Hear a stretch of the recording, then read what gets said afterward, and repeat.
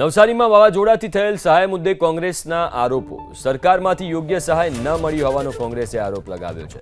વાંસદા બાદ આજે ચીખલીમાં કોંગ્રેસે રેલી યોજી ટીડીઓને રજૂઆત કરી. કોંગ્રેસની રેલી બાદ ભાજપના કાર્યકરો પણ પહોંચ્યા. કોંગ્રેસ ખોટી રાજનીતિ કરતી હોવાનો ભાજપના કાર્યકરોએ આરોપ લગાવ્યો. ભાજપ કાર્યકરો પહોંચ્યાની જાણ થતાં જ એમએલએ નરેશ પટેલ પણ તાલુકા પંચાયત કચેરીએ પહોંચ્યા. ધારાસભ્ય નરેશ પટેલે સમજાવીને ભાજપના કાર્યકરોને પરત મોકલ્યા.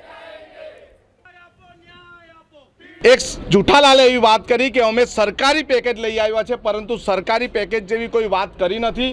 અમને જો સરકારને જો અમારા વિસ્તાર પ્રત્યે દયા હોય, ભાવના હોય અને કરુણા હોય તો તાત્કાલિક સહાય પેકેજ જાહેર કરે અને દરેક આવાસ જેને અસર થઈ છે, નુકસાન થયું છે, એને તાત્કાલિક સહાયથી 5 લાખ રૂપિયા પહોંચતા કરે એવી અમારી માંગણી અને લાગણી છે. કેટલાક લોકો દ્વારા ખોટા આક્ષેપો થાય છે. આટલું સારું તંત્રએ કામ કર્યું છે છતાં પણ તંત્ર પર બી આક્ષેપ થાય છે, પક્ષ પર બી આક્ષેપ કરવામાં આવે છે. ભારતીય જનતા પાર્ટીની વર્ષોથી સરકાર છે.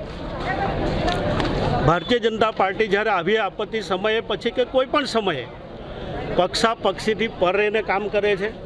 અમારા માટે કોઈ પક્ષ આવતો જ નથી, અમારા માટે વ્યક્તિ હોય છે.